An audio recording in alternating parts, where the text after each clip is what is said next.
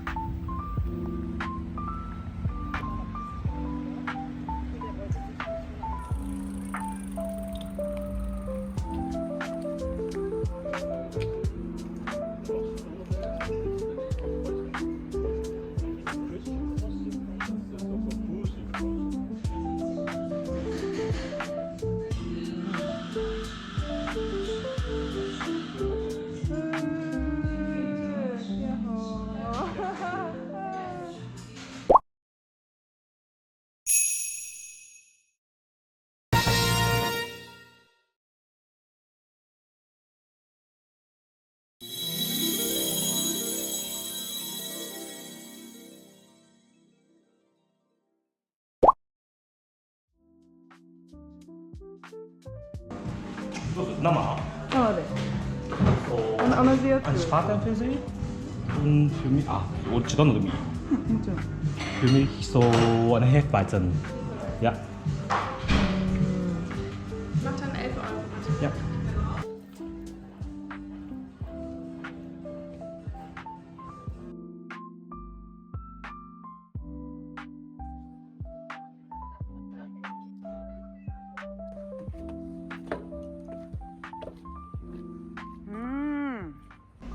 Hallå. こんにちは。これ何ですか？これシュパーテンっていうビール。多分瓶見たことあると思う。でもこのもうほぼこのマークだよ。そうですよね。うん。ありがとうございます。さあ行くぞ。いいね、平日の真っ昼間から。ミクさんです。こんにちは。松です。どうも。ちょっと私、自分で YouTube チャンネル、聞いた。そう弱小の YouTube があるんですよ。うん登録者50人のいいね。可愛いいいね。可愛い YouTube があって、うん。ベルリンのことあげたいとか、自分のなんかいろいろあげたいんですけど、一人で喋ったりとか、一人でやってるのが全然面白くないなと思って。人と喋りたいし、あとなんかこの飲みのカルチャーをビール有名だし、そうね。それをなんか伝えるのに誰かと飲みながらやってそういうのを始めるんだ。いいんじゃねと思って、今自分が楽しいんで、うん。でそれでなんか誰がいいかなって考えてて、一人でもいいなと思ってたんですけど、なんかミツさんの話を聞きたいなと思って、で普通に話したいなと思って。あ、そうだね。なんか俺も一回ぐらいしか一緒にそう飲み行ったことないけど、ね。まあ全く縁がないわけじゃない感じだったしね。ですよね。同じ大学出身で。そう、ね同じ大学出身で。そうなんです。そうただ代が全然全然違うけどね。全く違うけど。あれ学科が何ですか？自分は法学部あそうだ法律学科っていうところだった。ほうほう。法でしたね。私はなんだっけ、理工学部の理工学部。存在はギリギ物質生リ。命理工学科っていう。でもその理系って本当に同じキャンパスだったけど、全く交わることがないうんね。そうちょっと一応ミツさんははい。ベルリンに住んで13年ぐらいですね。もうちょっとで。 13年か、うん、13年長い。なります。まだ多分 2,3 回ぐらいしか会ってなくて、でもそのうちの1回あれですよね、3人もう一人と3人で飲んで、そうだねシュエさんと一緒に飲みに来ました。でめっちゃ話したはずがいろいろ忘れてるんで。そうだね。そうだね。まあ酔っ払ってたしな。いや、そう知らない人に話すっていうことも考えていろいろ、てかなんか純粋にその人の話を聞くのがめっちゃ好きなので、はい。質問してください。でそ何にも用意してきてなう、い。いや私もあんまり考えてないですけど、まあ聞きたいことはいっぱいある。うん、どうぞ。あれですよね。ニそうですコっていうベルリンにある日本居酒屋、はい、居酒屋だね。をやってる方で、はい、そうです。2個がもうどれぐらいでしたっけ今？もうちょっとで2年、2023年の11月にオープンしました。まあでも新しいですね。そうですね、新しいです。だからまだなんだろう、変わっていってる最中というか、まあでもちょっと安定はしてきてますけど、まあでもまだまだやりたいこと全部はできてないっていう感じだから、そうだね。めっちゃいい。まあまだこれからもう3年ぐらいかけてちょっとね、ゆっくり。そんなすぐには変わらない。でも私も多分3回ぐらい行ったことあるのかな、お店に。めっちゃ雰囲気好きです。ありがとうございます。落ち着くとかなんかいいですよね、オープンキッチンで。まあ、なるべくね、日本のそのオーセンティックな居酒屋の雰囲気を崩さずに、で、まあこっちの人にとってはちゃんとこう、なんて言うんだろうな、異世界観というか、ちゃんとエンタメとしての空間を演出できるようにっていう、だからまあ日本人の人にとってはちょっと居酒屋っぽすぎる雰囲気かもしれないけど、少しね、だけどまあそれはそういう意図もあって。でも私は日本の居酒屋文化めっちゃ好きなんで、落ち着くね。いいよね。なんか三軒茶屋なのか中目なのかわかんないけど、そこら辺にいる感じがする。まあそうですね。結構居酒屋っぽく作り込んではいるけど、元の建物がベルリンの建物だから。元何だったんですか？元々はね、うちが入る前はガストロパブみたいな感じで、まあやっぱり近所のおじさんおばさんたちとか、ご近所の人たちが集まってきてビール飲むみたいな場所だった。じゃあちゃんとその何ですか、飲食をやる設備は最低限じゃないけどなんかあった。そうだね。だけどまあほぼ1割ぐらいは引き継いだかなぐらい。そんなに引き継いでないかもしれない。だからもう一応居抜きで借りたけど、まあほぼほぼスケルトンにしてまた組み直したって感じかな。そう大変だ。大変だったといや大変だったけど、そうだね。まあでもなんかいい雰囲気の店になってよかったなとは満足はしてる。お世辞好きで空間としてすごい好き。大学で何でしたっけ？なんかめっちゃ話したのに。全然いいよ。昔からでもう中学高校10代の時から音楽がすごい好きで。そうですよね。で大学行ってからも黒人音楽研究会っていうのをやってて。黒人音楽、そう。まあでもなんかブラックミュージック。そう、ブラックミュージック、そのなんていうの、登録的にはそういう固い名前だったけど、まあヒップホップとかジャズとかそういうのが好きな人たちが集まってた。めっちゃいい。そうね、サークルでした。でも昔からあったんですか？いや、自分の先輩たちが立ち上げて、でも自分らが卒業してしばらくだったらもうなくなったって聞いたから、あんまり長く続かなかった。これって取れてるの？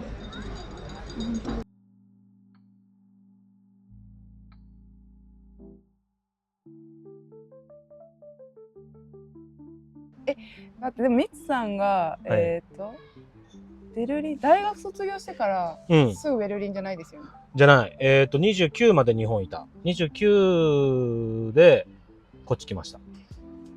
でそっから13年間。そう。日本で何してたんでした？もうそう、音楽はもうずっと結構本当に、あるある。あれ何？29、はい。あ、そうだね、その話だったね。で、蜂が来たんだね。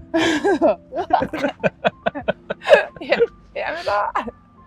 そうだね、音楽はまあずっとやってて。そのジャンル的に同じだったんですか？ブラックミュージック、ジャズなの？徐々に、なんかブラックミュージックがもともと大好きで、でも好きな音楽の変遷はどんどんこう自分のやる音楽もちょっとずつは変化はもちろんあったんだけれども、だけどまあね、やっぱ自分もこう典型的なドノーマルな日本人として育って、で一応高校行ってで大学行って、でさ、本当にいわゆる普通の。いつこっち出てきたんですか？愛知から。高校卒業して、だから大学行くタイミング。そうそうそう。だからもうなんだろうな。大学はだから卒業したけど、まあやっぱりちゃんと最初はその法学部、卒業せっかくしたから法律事務所で働いて、でだけど、なるほど、そこでね、助手としてついてた先生見てたら、これが自分の将来なのかと思って、ちょっと違うかもなーってなって、だからその線外れて、何年ぐらい働いてたんですか？ 3 年ぐらいいたかな。でも在学中からいた事務所にそのまま働かせてもらってたから、卒業してからは1年ぐらいだったのかな、いたの。それ含めて、もうそうそう、在学中からバイトとかアルバイトさせてもらってたから、でその大学卒業してもそのまま続けさせてもらってみたいな。あれ取ったんですか、国家試験？取ってない。そう、それ勉強してたんだけど、やりながら、そう、事務所行ってる最中もその勉強をしながら、試験のためにってやってたんだけど、ちょっとそこが切れちゃって、じゃあどっか就職しようっていうその合間に初めて焼き鳥屋でアルバイトをして。大学中何のバイトしたんですか？大学の時は塾の講師とか、でも真面目だ。そう、でも塾講やってたかな。メインは。まあ最初なんかちょっと違うのもちょろちょろやったけど、だけど飲食で初めてバイトしたのはだから24歳ぐらい、3歳か4歳、3歳ぐらいだったかな、23、4歳ぐらいの時に、次の仕事見つかるまでの間のブリッジとして一旦やったんだけど、それが楽しくて、まあ結局今に繋がっちゃうんだけど。キッチンとホールどっちだったんですか？どっちもやらなきゃいけなかったんだけど、焼き鳥屋さんで働いてて、だけどまあ基本的にはずっと焼いてたね、やっぱり焼き鳥を。結構ちっちゃいお店みたいな。そうだね。だけど立ち飲み当時流行ってたんだけど、立ち飲みだったから言うて40人ぐらい入る席、お店だったのかな。どこら辺の？恵比寿。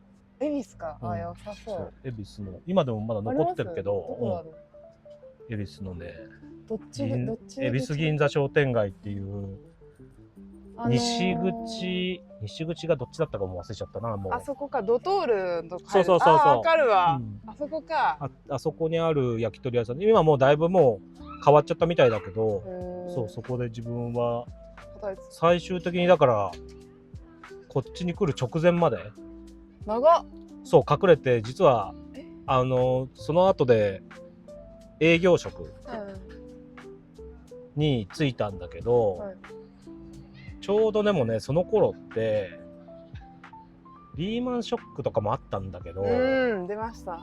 もう9時5時だったのよ、完全に。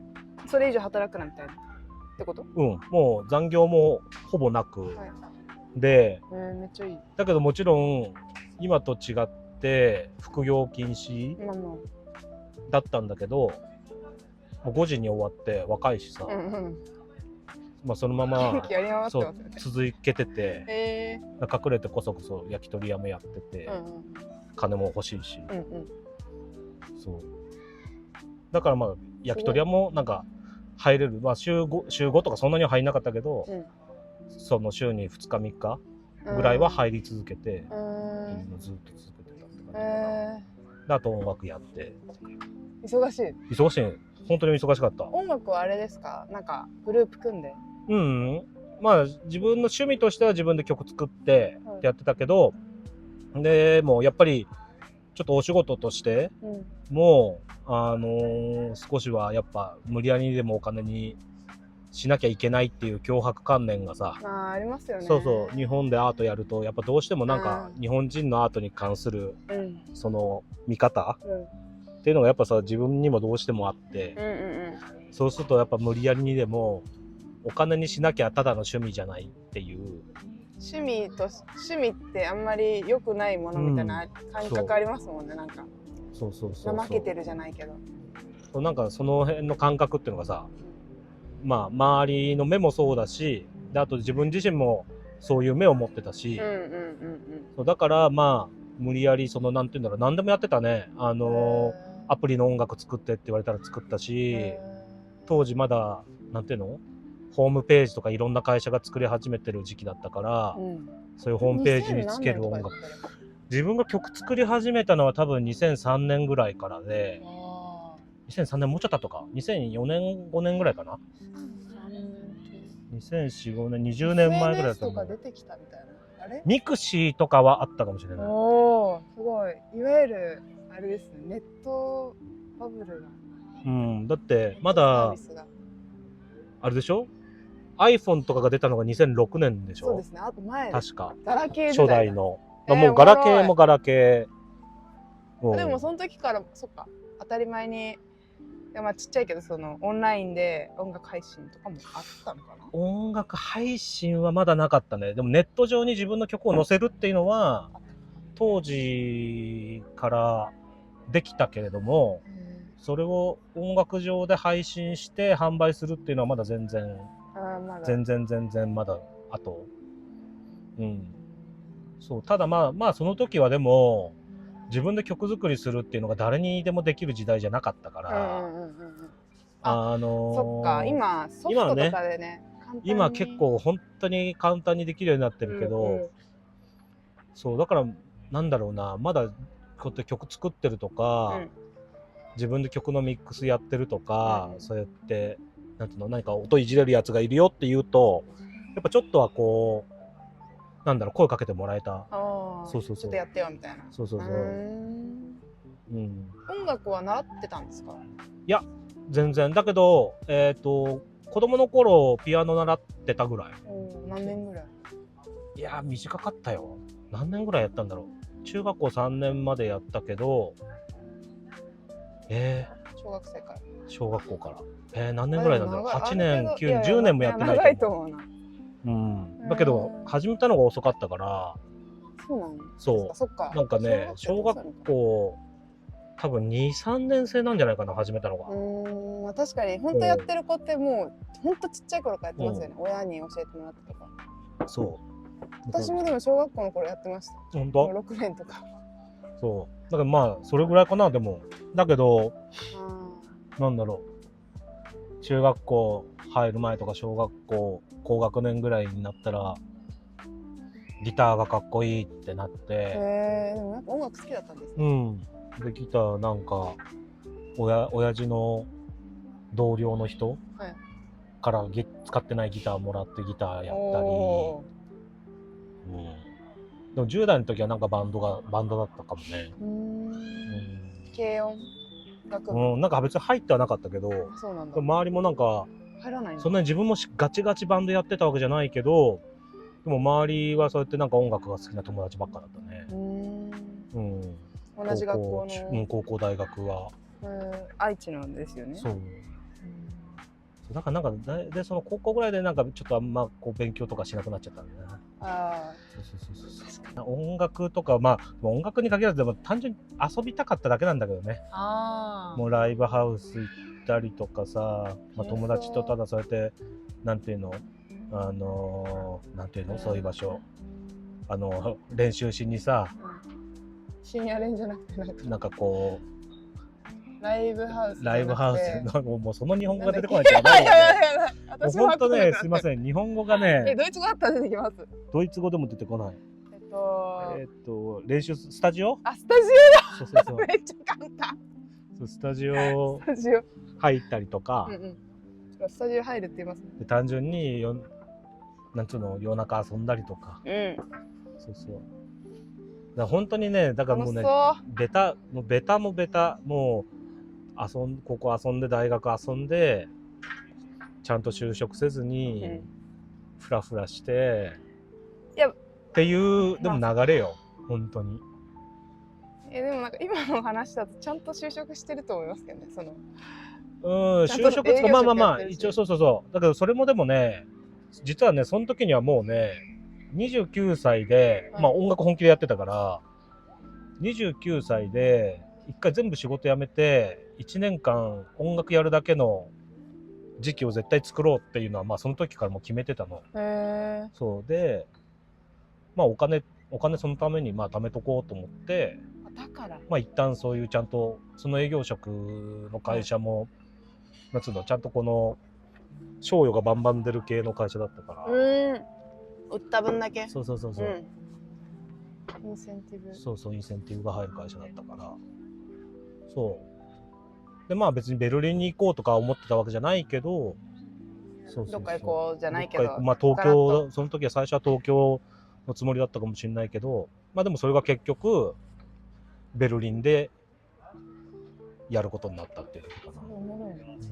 そう、そんな感じかな。ビール入れますか？買ってこようかな。ご迷惑をおかけしております。あ、取れた？すみません、おかわり2杯目。プロースト。これは白ビールです。バイツ？うん。バイツビア。バイツ。うん。いや全然違う、やっぱり。違うよね。さっきのはまあヘレスかな。ヘレス。ヘレスが好きです。そうだね、それが日本のビールに近いかも。うん。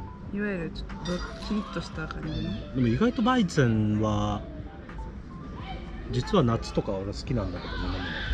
私もでも好き。逆に何してるんですか、その休日とか空いた時間？でも友達と会って飲んだり。あと音楽結構今もうやってないね。結構自分は一人で週に1回ぐらいはいる時間が必要なタイプだから、まあ家で一人でなんか何やってんですか？黙々と。でももう本当に動画見て終わっちゃう時もあれば、本読んでる時もあるし、なんかちょっとデスクワークやってる時もあるし、とりあえず一人の空間。そう。でもなんかそういう時にも結構使う時がある。ここ？いやめっちゃいいと思う。そう、昼間なんかちょっと家だとなんかちょっとね、さすがに天気いい日にさ、家でなんか作業してるとあれだから、ここに一人で来てとかはあるね。ここ超いい。あとなんだろうね。でも私も結構一人の時間絶対必要なタイプなんです。人といるのめっちゃ好きなんですけど、絶対に一人の時間欲しい。一緒にいすぎるとか同じ人とずっといるとかもう発狂しそうになるんで。いやでもまあね、でもそうだね。自分まあもともとでも自分は一人でっていう、そのさ音楽ずっとやってたっていうのもそうだけど、ずっと一人だし、ね。でもともとそういう人間な上に今はまあ店営業してるのは週5日だけど、もう毎日人の中で仕事するじゃない。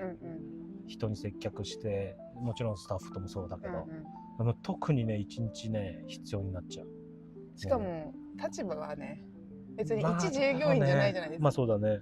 やってる側だし。触られた。無理。週何で飲んでますか？あれですよね、営業後に毎回ちょっと飲みますよね。ちょっとわかんないけど心が痛いというか。毎日一人でも飲む。飲まなかった日考えるんだけどな。ないの？多分ないと思う。週7だと思います。量は波あるけどみたいな。そうだね。そんなバカみたいに飲まない日がもちろんほとんどだけど、でも全く飲まない日って一日もないんじゃないかな。いやでも私もお酒めっちゃ好きだからな。いやこれがまたさ、一人身っちゅうのがさ、拍車をかけててさ、これまあ家族いたりとかさ、子供いたりとかがありゃさ、ちょっといろいろ気をつけようとかさ、多分あるんだろうけど、言われたり気をつけようという気持ちがあったりね。すっごい強い心が必要なのよ。わかりますよ、わかります。私もそれがないからさ。それがないか好きなら。時に好きなことをやっていいですかね。誰にも何も言われないし、本当に逆に誰も何も言ってくれないんだっていうさ、孤独感もあるじゃないですか。太っちゃって太っちゃって。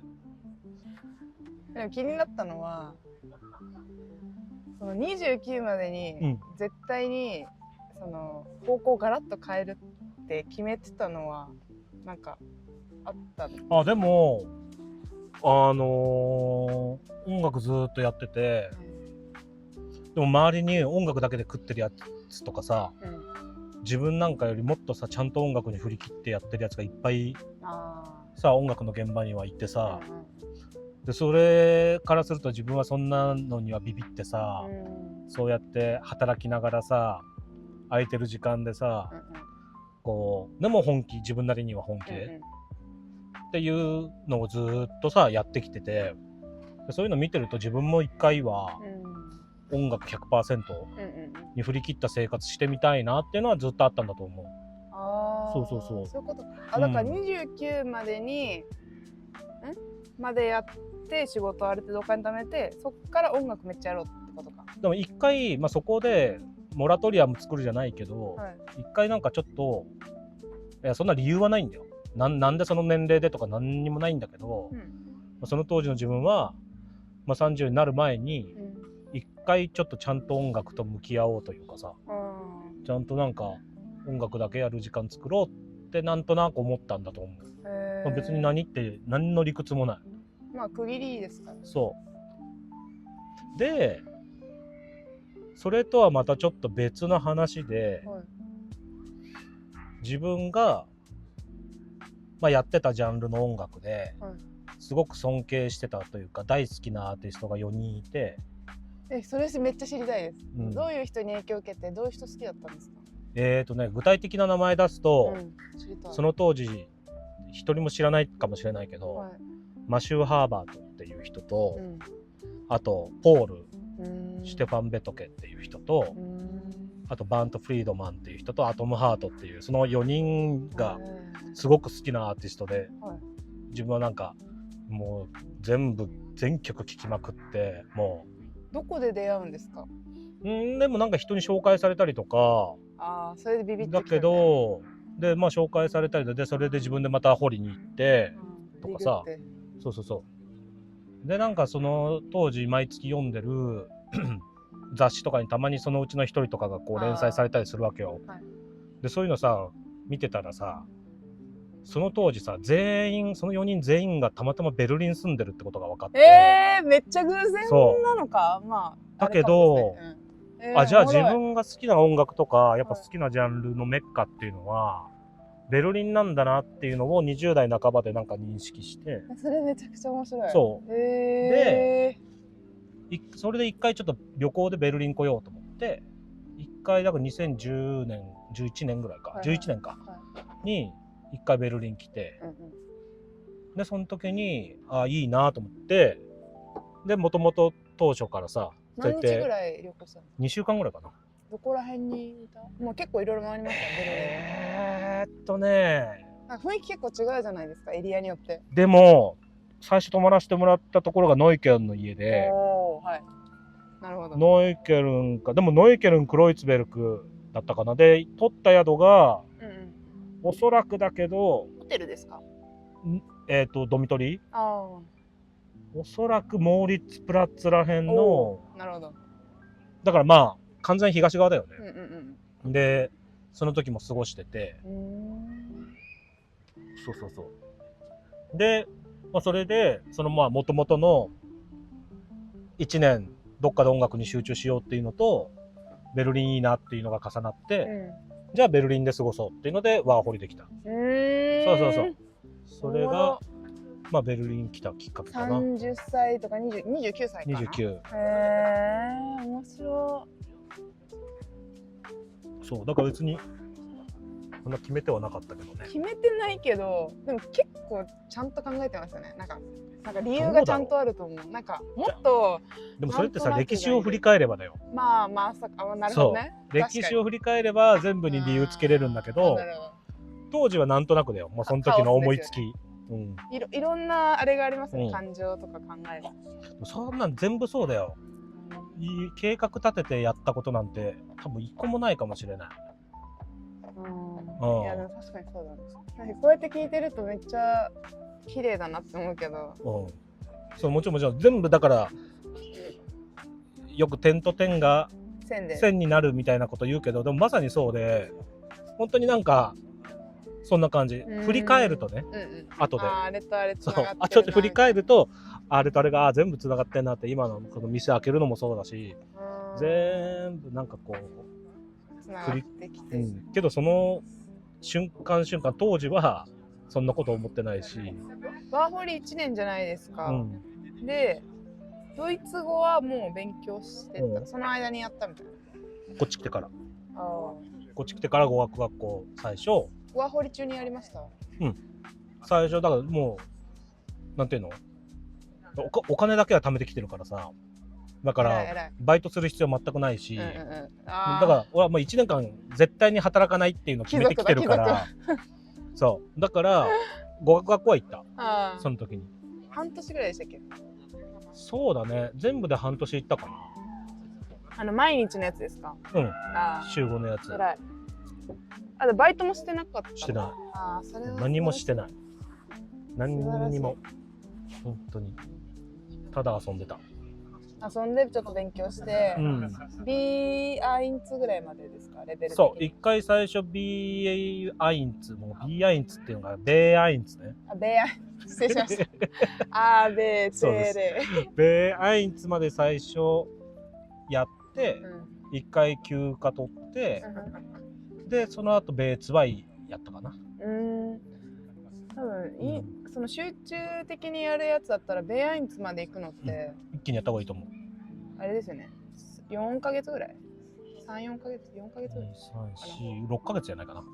半年2ヶ月ずつだと思う。なるほどね。アインツでも働くってなったら多分ベーアインツまで必要ですよね。別にツバイぐらいでいいんじゃない？で別に店の中で使うなんつうのセンテンスというか、言葉は相当限られてるから、それはある。なんていうのかな、覚えればツバイぐらいまでやれてたら、そっから先は各現場によって必要な単語を覚えてやれば全然なんとかなるかな。確かにその感覚はちょっとわかるな。まあでも外に出てよかったと思うけどね、俺は。ベルリンというかその日本以外にね。日本を離れて。それはなぜですか？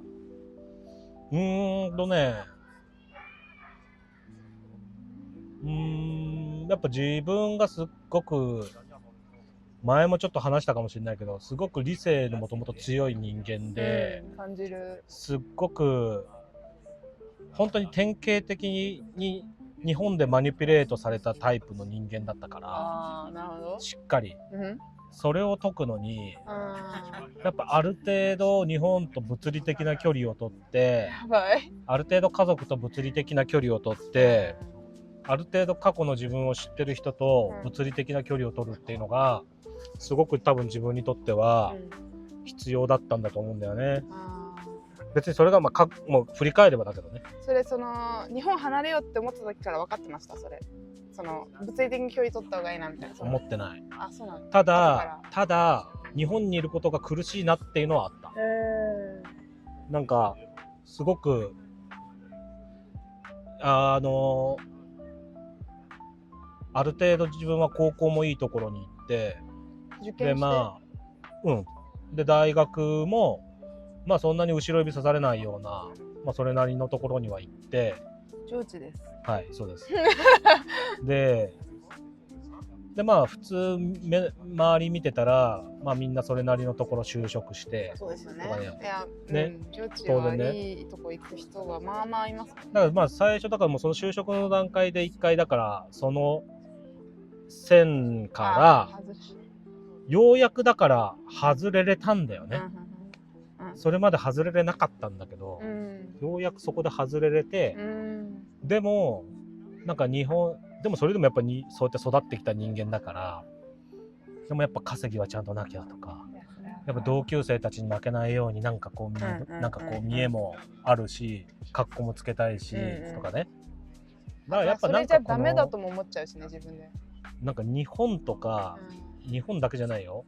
その身の回りの人間、日本という社会、そこに対するその自分の意識とか認識とか含めて、その全てがなんか自分の行動をこうがんじがらめにしてた感じがやっぱあったから、振り返って思うみたいな。でもなんかそれがすごい苦しい、その当時はそれがなんか苦しいとか狭いじゃないけど、なんかこう、日本で東京で暮らしてるのはすっごい息苦しかったね。その地元にいた時はあんまり感じなかった、東京だからじゃなくて日本だからなの？地元にいる時はうちはもうすっごい田舎なの、で自分の地元に中学校までしかなくて、自然と高校からはみんな自分の町から全員が出るんだけど、だけどなんかまあ自分は中学校の頃からやっぱ都会への憧れが異常に強くて、でもそれはね、それも振り返るとなんかね、小学校の時にたまたま愛知県出身なんだけど、愛知県でこうたまたま6人、何にも応募も何にもしてないのに、たまたま急に電話かかってきて、あなたに愛知県で6人の親善子ども大使っていうのに選ばれましたっつって。何それ、なんか多分愛知県が6等分されて、その各学区で持ち回りで推薦一人だった。そう、なんか一人その学校から選ばれるみたいなのがあったんだと思うんだけど、それでね、小学校6年生の時に初めてオーストラリアになんて言ったらいいんだろう、ホームステイがあったのよ、愛知県からの派遣で。そうそれすごいわ。でうちはその別に家もそんなにさこう貧しいわけじゃなかったけど、もう本当に田舎のもう別に外向きじゃない、そんなになんつうの豊かでもない家だったから、その海外行くなんてさ、その周りからしてもそうだったけど、夢すぎる、すごいみたいな。で自分としてもでもその小学校の時に初めてそうやってホームステイ行ってっていうので、なんかね、いつも街の外見るようになっちゃったよね。そういう子供になっちゃった。こういう世界あるんだって分かっちゃったから、そのオーストラリアはめっちゃ良かったですか？良かったと思う。振り返ればじゃなくてその時もやべえってなったんですか？なんかすごいこう、なんだろうな、なんて言ったらいいんだろうな。まあ小学生だからさ、ただただ海外行って楽しいなんだけど、でもなんかちょっと誇らしい気持ちでいたよね。なんかこう、なんかプログラムあったんですか？そう。だから選ばれし者が集まるんですか？そうだよ。でもなんかそのどっかの省庁に挨拶行ったりとか、小学生6人で行って何なんだろうってでも待って私その選ばれるっていうのってなんか理由があると思うんですよ。だから一人じゃないでしょ、学年に。多分何人かうちの多分愛知県を6等分に割ったその地域の学校で多分1年ごとに持ち回りがあると思うんだけど、多分その年にこう例えば児童会長とかをさ、なんつうの、生徒会長みたいなのをやってたりとか、多分そういう子に声がかかるんじゃない？やってたと思う、そのタイミング確か。自分で、やりたいですみたいなじゃなくて、ミツさんが向いてます。いや自分でやりたいって言ったと思う。はっきり覚えてないんだけどな。そういうの好きだったんですか？なんかその好きだったと思う。なんか人の前で喋るとかもその時は好きだって、今はもう真逆だけどね。もう当時はね。面白。そうで、まあそれがあってで、中学校の時もなんかその交換留学みたいなのカナダ行ったりとか。中学で？そう。それは中学のプログラムで？そう。それはなんかそのうちの地域、市じゃなくて、まあその時は郡だったんだけど、その郡の中学校とトロントのどっかの地域の多分交換留学プログラムみたいなので、小学校の時はオーストラリア行って、中学校の時はカナダ行ってっていうのがあって、だからもう、親には海外連れてってもらったことないけど、はい、ただでそうやって交換留学みたいなの2回ぐらいあって、しかもちゃんとなんかこういろいろ交流できるプログラムがあるやつ言ってるってことですよね。そうだからなんかね、原体験的にはそこがなんか根っこな気がするよね。そんな感じする。でそうするともうやっぱりじゃあ高校行くって言った時に一応ある程度一番都会のところに行きたい。でその後大学は絶対東京行きたいってやっぱ思ってたね。なんだっけ、愛知の都会ってやっぱ名古屋ってこと？もともと名古屋だけど、うちから名古屋行くっていうのはうちはね名古屋と真逆の地域で、はい、まあ名古屋に行けなくはないんだけど、そうしたらもう私立の高校を受ける。だけどなんか公立、うちはそんな私立行けるようなあれじゃなかったから、公立ってなるとその学区が決まってて、その中から決める。選んで。そうそうそうそう。結構勉強はちゃんと。中学の時はすごい頑張ってたね。と思う。そこがピークかな、勉強頑張った。でも大学も何もやんなかったら入れるわけじゃない学校じゃないですか。じゃないですよね。そうだね。何もやってなかったわけじゃないよ。ただね、やっぱね、高校もそうやって頑張ってくるね。入った高校だって、周りがさ、すっごくだから意識が高い子たちが多い高校だったから、自分はいくら遊んでたとはいえちょっとはだからやってた。そうだね。ある程度こう引っ張られて。そうだから周りの本当に環境も本当にそう本当に周りに引っ張ってもらってっていう感じだったと思う。いやマジで大事だな、環境。でもその高校とか大学の友達って今も関わりあります？遠いじゃないですか、距離的には。それなりにある人はいる。でもそう、自分なんかね、自分も本当に人に連絡取らない人間だから、なんかこう飽きずにというかさ、こうなんか自分みたいなもんをこう本当に薄情な人間だと思うわけ、自分のことは。全然こう連絡もあんまね人に取らないし、だけどさ、それでもやっぱこうなんていうの、常に連絡をくれるやつっていうのがいてさ、だからなんかそういう人とだけつながってるって感じ。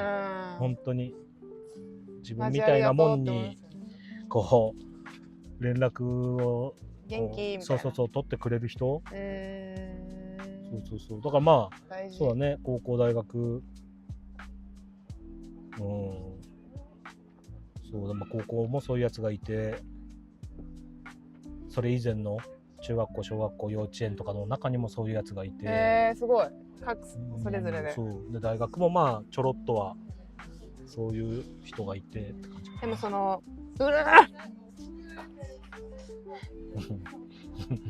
本当に来るね。絶対許さない絶対許さないなんかそのなんだろう、私もなんかバーンって変えたくなるタイミングが時々来るんですよ。その海外行くぞとか、仕事バッて変えたりとか、なんか SNS のアカウント消したりとか変えたりとか、なんか急激な変化を。そうもう今自分ここにいないってなると次に行きたくて、一気にグッてやりたくなっちゃうんですけど、その時にすごい精査されるじゃないですか。それでも付き合う人と、そうじゃない人って、なんか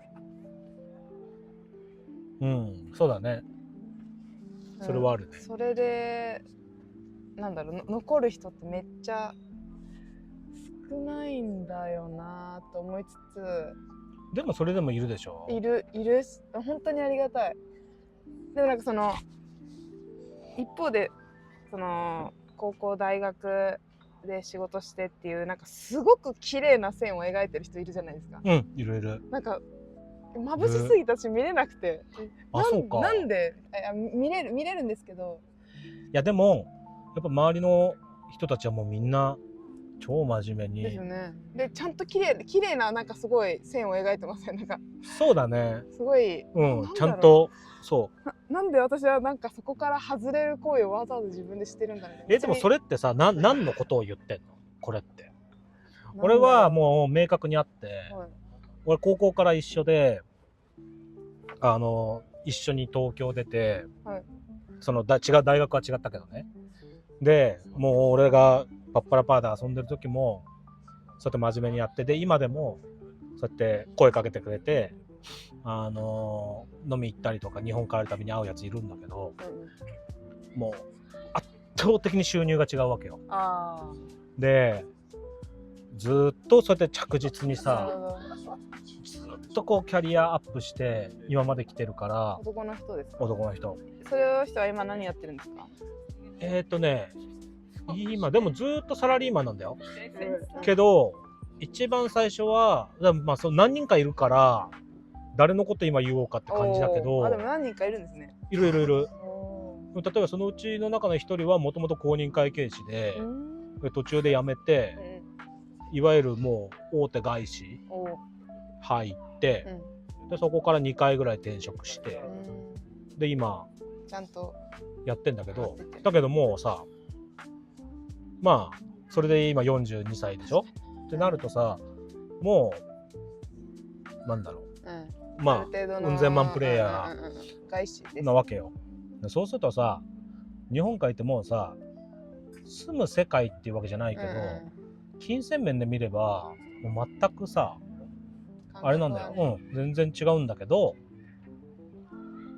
ただそれはそれなりの人生だし、彼は彼で多分常に俺に対する嫉妬が多分あるし、そこはもう最初大学の段階でそこのレールから抜けた時点から始まってはいるけど、日本を離れてベルリン来てまたキャリアをゼロからスタートさせたっていう時点で、そこは諦めるわけではないよ。諦めるわけではないけど、比べちゃダメだし、全く違いますもんね。しかももっと自分のやりたいことに集中したわけだから、自分はね。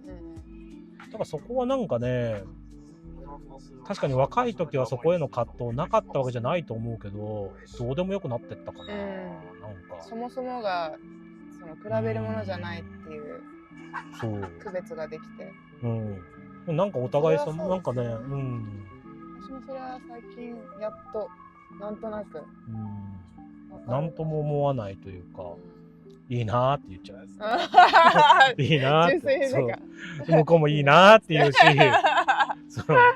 かわいい。本当にいいな、金あって。お互いちょっとリスペクト的な感じで。いいな、金あってお前らって。で、そんな高校とかの集まりとか大学の中の集まり行ったら圧倒的にね、自分が一番多分貧しくてさ、貧しいわけじゃないよ。けど別に自分も食えてるし金に困ってるわけじゃないから十分幸せなんだけど、けどまあなんかベルリンでこういう風に過ごせてるのと、日本でまあ金あってもこんな感じってさ、いうの雰囲気もあるじゃん、彼らの。ありますあります。日本のお金ある程度持ってる人たちの雰囲気ってありますよね。まあベルリンよって思っちゃう。俺はね。なるほど。それはでも人それぞれだよね。いや本当そう思います。どっちでもいい。俺どっちでもいい。本人が良ければいいですよね。いやそうだよな。そう29っていうかワーホリでベルリン来て、で音楽専念したくて来たわけじゃないですか。はい、そうです。だから来てドイツ語勉強しつつ音楽やってた。どんな感じで音楽って専念するんですか、こっちで。なんかあんまりイメージがつかないんですよ。だからどんな感じでっていうか、一応まあ日本から頼まれたものっていうのもあったし、まあなんかステージでやるタイプじゃなかったから。であとでもこっちで出会ったその映像の人と一緒になんか音楽作ってみたり、そこに曲提供してみたりとか。ソロで活動してて。でまああとはでもまあひたすら自分で曲作ってたかな。どこで発表するんですか、それは。いや、それも考えてたけど、そういうことを始める前に、見切りをつけてしまったっていうのが正直なところかな。どういう1年終わった後で、バーホリの1年。そう終わって結構そこねあっさり納得で、こんだけ長くこんだけ一生懸命やってきた音楽だったのに意外とその辺あっさり見切りがつきちゃって、日本にいた頃って多分そうやって3足ぐらいはラジ履いて、でその空いた時間で必死になって音楽やって、短時間でめちゃくちゃ集中してやってて、でどっかでいや俺はサラリーマンじゃないんだみたいな、そこでねなんかそんな気持ちも持ちながらさ、やってたんだけど、こっち来てでもなんかいざもう24時間毎日好きなだけ音楽やってくださいっていう環境に自分の身を置いたら、なんかあれ意外と自分ってそこまでパッションないっていうのに徐々に気づいちゃって、なんか音楽やるのが苦しくなってきちゃったね。あれなんか俺好きじゃないぞって思ってきちゃった、そこまで実は音楽は求めてないみたいな、なんか音楽が手段になってただけなのかもなーってちょっとどっかで思い始めちゃってね、自分の精神を保つための、そうだからなんかねそこで結構すんなり自分は見切りつけられちゃったね。だからそれが全てなんだと思う。もっと多分それしかない人間とか本当にそれに人生かけてる人間っていうのはそんなにね多分簡単に見切りをつけれないんだと思うんだけど、マジでずっとやってますもんね 100% で、でも自分はなんかね見切りつけれちゃったからそれが全てなんだと思うんだよな。でもベルリンにはいたいなって思った。そうだね、もうそれだから1年経ったぐらいでそれを思って、でもう 1,2 年ぐらい入れそうだったからもうちょっといたいかなだね。その時何ビザだったんですか？当時はワーホリからよくみんながやってた方法で学生準備ビザっていうのに切り替えて、今もう絶対無理だよ。学生準備ビザに切り替えてそっから就労ビザに切り替えるっていうなんかねグレーな流れがあったのよ。今無理なんでしたっけ？今はわかんないよ。刻一刻とそういうのって変わるからわかんないけど、ある時から学生準備ビザ取るんだったら大学行けなかった場合には日本へ帰国しますっていう一筆を書かされるようになって、だから学生準備からなんつうの就労っていう線はだからダメってなっちゃった。今はダメ。どれぐらいの期間あったんですか？2年。2年学生準備は2年あったの。だからそれ最高だね。だいたい結構みんなワーホリ終わると学生準備で2年取ってそれはいいわみたいな。でそっから見切りつけて2個始めるまでは何したんですか？ちょうどだからそれでねまあ1年経ったぐらいで綺麗に貯金がなくなってきて、でそのタイミングでまあなんか人からもともと俺が焼き鳥屋で働いてたっていうのがなんかそのに伝わったんだと思うんだけど、その当時クロイツベルクに新しく店を開ける準備をしてたラーメン屋さんの店長さんからなんてとこですか？心ラーメンっていう、そこでみんなあれからご連絡いただいて、でまあそこでアルバイトを始めるんだけど、そうでだけどまあもともと飲食大好きだったからさ、そこは苦じゃなく、まあでもそこキッチン、まあキッチンもでも全部やんなきゃいけなかったけどね。いいですね。そうでまあ心ラーメンさんでそっから7年お世話になるのかな俺は。長い。もちろんそこでビザも下ろしてもらい、正社員になりマネージャーもやり、でもまあそこでまあなんかドイツでお店をやるっていう時に最低限どういうことを気をつけなきゃいけないとか、どういうなんつうのかなマネジメントするための初歩的なノウハウは学ばせてもらい、であとまあ一応そこの店でのなんていうのかな一番いけるポジションまでは行ったから、マネージャーそうで、なんかいい仕事もいろいろ味わわせてもらったのにすごく感謝してるんだけど。いい仕事って何ですか？なんだろう、だから例えば一番楽しかったのはニューヨークにケータリング行かしてもらったりとか、めっちゃ楽しそケータリング仕事もすごくその当時はたくさんあったし、う。すごいな、ラーメン。そうでラーメンってまだその当時ベルリンに全然まだなくて、だからベルリンの人たちにラーメンカルチャーっていうのを植え付けてく過程の時期だったから、だからすごく楽しかったよ、そういう意味では。でもめっちゃ人気ありました、やっぱり。そうだね。なんだこれみたいな。まあでもなんかこう面白いっていうかさ、こう全くじゃあ外食行こうっていうね、こっちの人たちが時にピザにする、トルコドイツ料理っていう中にラーメンっていうのを候補を入れていく作業なわけよ。間違いない。ゆっくりゆっくりゆっくりゆっくり。でも今見たらもうさ当たり前になってるでしょ。ありますもんね、いろんなお店が。もうみんなラーメンなんて当たり前に候補に入ってる。それの日だから本といえば寿司かラーメンですよね。だから当時はもう寿司だけだったよね、逆に。だからそういう意味ではラーメンやっててもそうやって面白い時期だった。確かに面白そう。そうそう。でニューヨークも行ってもう行かせていただいて、でまあ他の例えばなんていうのかな、ラーメン屋以外のお店の立ち上げの手伝いとか、そういうのもやらせてもらったりとか、まあいろいろだから心にはいたけど、まあそれ以外でもいろいろ学ばせていっぱいもらって、ベルリンでの飲食を。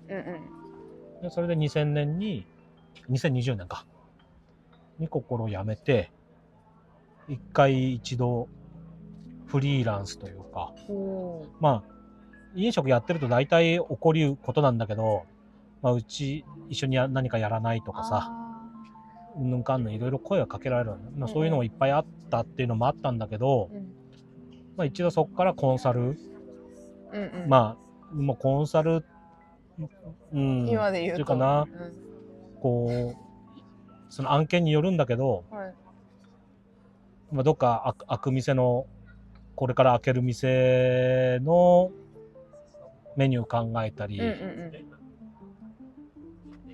もうなんだろう、キッチンの設計から携わったり、それは案件によって全部違うんだけど、そういうのをやってた1年ちょいがあって、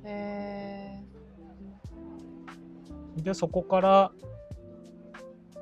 まあ、そういう案件やってる時にやっぱドイツにいるから、ベジ・ヴィーガンっていうのが外せない案件が多かったんだけど、そういう流れから一回ドイツ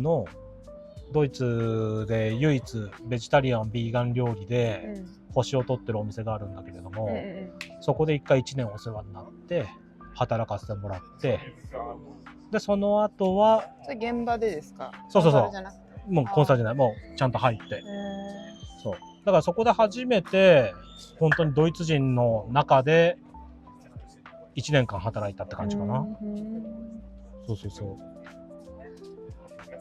でその後は2個今の居酒屋オープンに向けて、まあ、準備始めるって感じになるんだけど、そこを経験した中で、なんかその自分でやりたいなって思い始めたみたいな。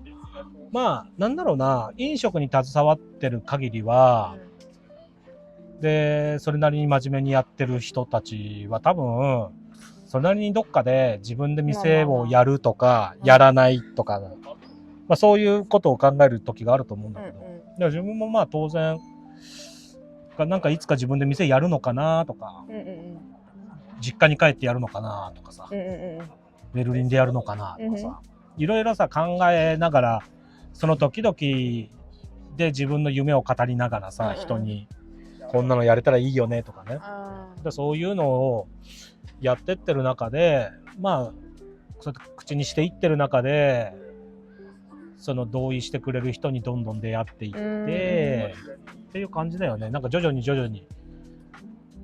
で今2個一緒になんていうの作ってくれたそのオーナー2人、別に2人いるんだけど、まあ、彼らはもともと心ラーメンの時にお世話になった2人だし。そうなんだ。だ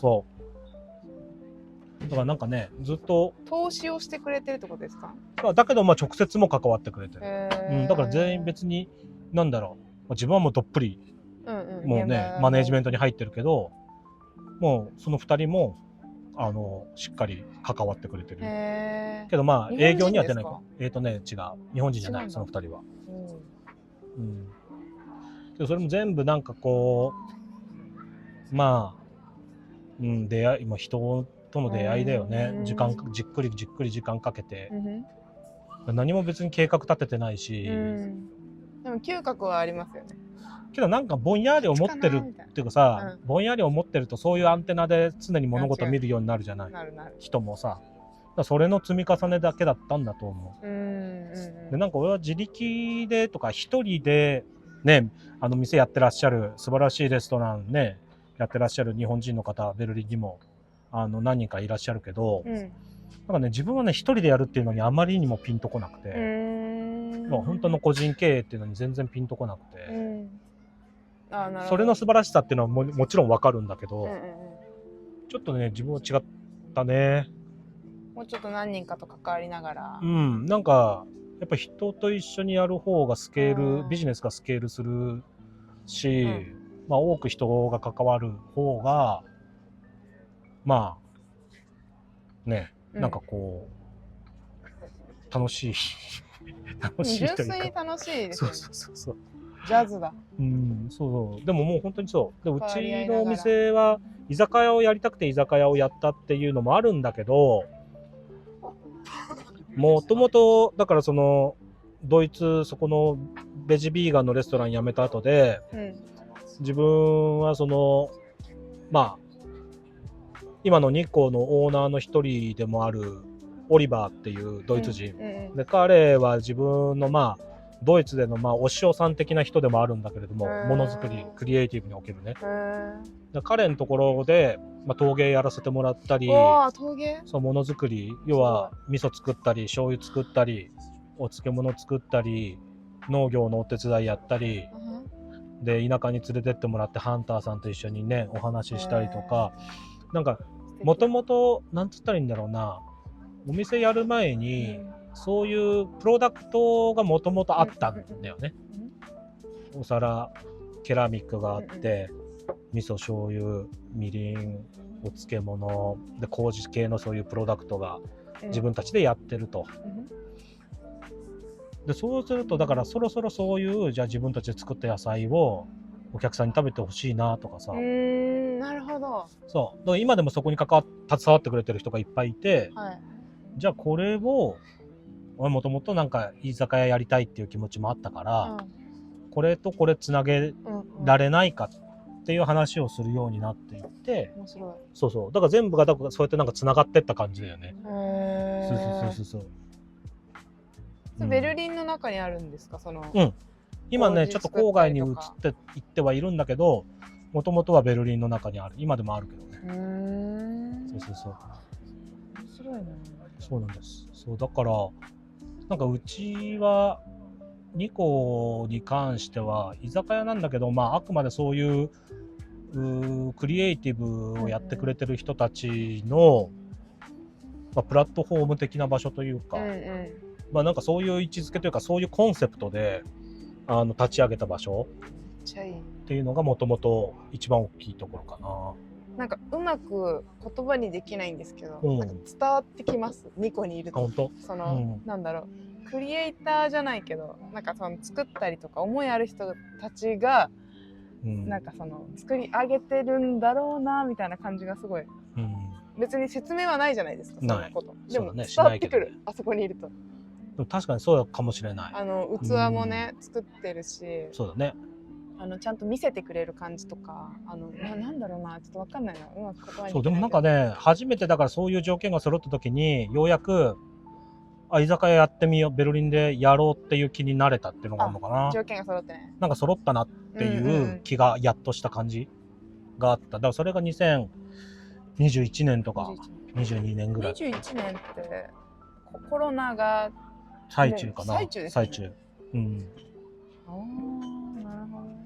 そうでちょうどだから海外にも行けない、外にも行けない、なんかこう活動が誰も彼もこう縮小してる時で、でうちのそのオーナーの自分のお師匠さんもなんていうの、あんま外にこう出れないあ時で、だからなんか毎日一緒に飲んで、ー。へ毎日一緒に。そうそうそう、なんかそれまあ味噌作って醤油作ってその後一緒に飲んでみたいなさ、そういうのも毎日やってめっちゃいい。っていう時期があったね。ベッタベタなも運命共同体みたういな時があった、感覚。ね。今ちょっと距離できちゃったけど、そうまあまあまあ、お互いにね、やることがあって。尊敬してます。今でももちろん。めっちゃ面白いな。そうだね。だからなんかもう本当に皆さんのおかげでって感じ。まあでもそれをちゃんと手繰り寄せて。手繰り寄せるというかなんかまあ。まあだからなんか、あれだよね。でも俺は本当に、ありがとうっていう気持ちだけど、まあその他の2人も、こう、なんか自分のおかげで開けれたとかもし思ってくれてたらね、健全な関係だけど、でもどう考えても、意識してないかも。俺が完全に、お世話になってる。ああ、そうなんだ。そう。そうそうそう。めっちゃいい話。